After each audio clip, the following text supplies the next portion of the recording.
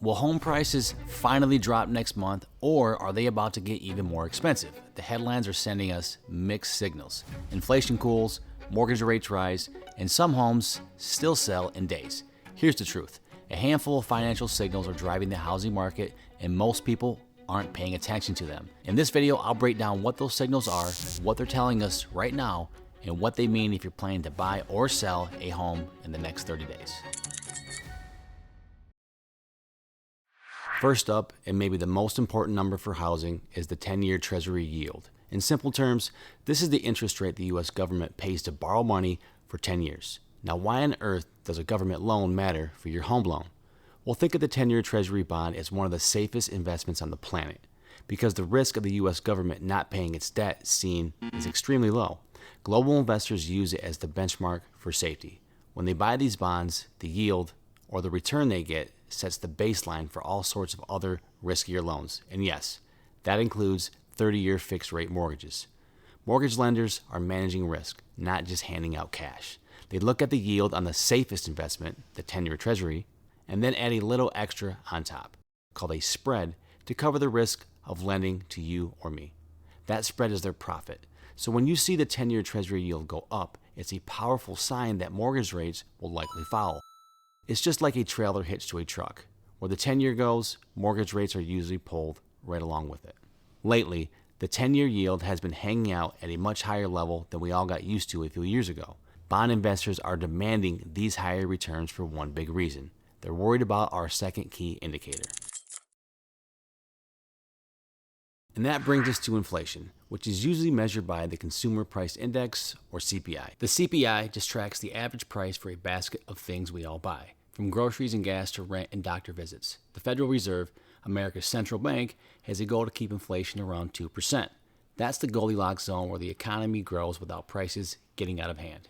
But recently, inflation has been a stubborn guest that just won't leave. While some months look better than others, the general trend has been stubbornly above the Fed's 2% target. When inflation is high, it eats away at the value of future investment returns. If you're an investor about to lock up your money for 10 years in a bond, you need to make sure you're getting paid enough to beat inflation.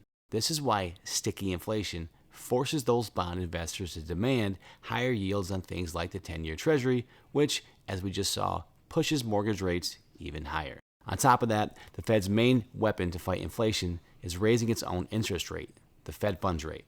This makes borrowing more expensive for everyone, which is supposed to cool down spending. While the Fed's rate doesn't directly set mortgage rates, its actions, and maybe more importantly, its tough talk, send strong signals to the bond market, adding more fuel to the fire under Treasury yields and mortgage rates.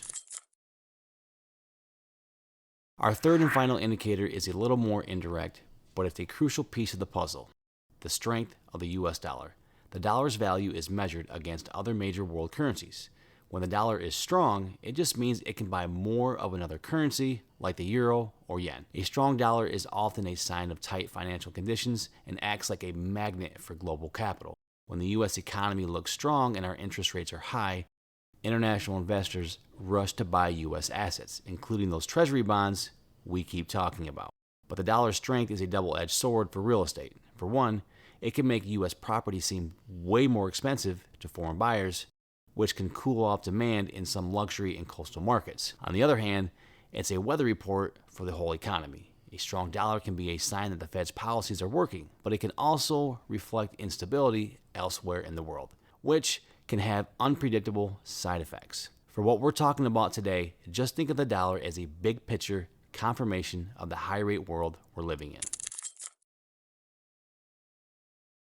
Okay, so we've got elevated Treasury yields, stubborn inflation, and a strong dollar. How does all that financial jargon actually translate to the price of the house you want to buy or the value of the home you're trying to sell? This is where it gets real. These three forces all funnel down into one thing that rules the housing market today: affordability. For home buyers, the connection is painfully obvious. The chain reaction of sticky inflation and high Treasury yields has kept 30-year fixed mortgage rates stubbornly elevated, a world away from the rock-bottom rates that poured gasoline on the pandemic buying frenzy. The higher cost to borrow money creates a very real affordability ceiling. A buyer who could afford a $500,000 home with a 3% mortgage might only qualify for a $400,000 home at a 6.5% rate. This is a huge drop in purchasing power. As a result, a lot of would-be buyers are stuck on the sidelines, simply unable to make the monthly payments work. Demand hasn't disappeared, but it's become way more cautious.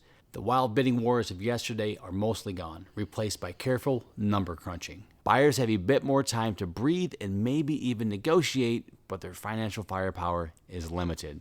For sellers, it's a bit more complicated.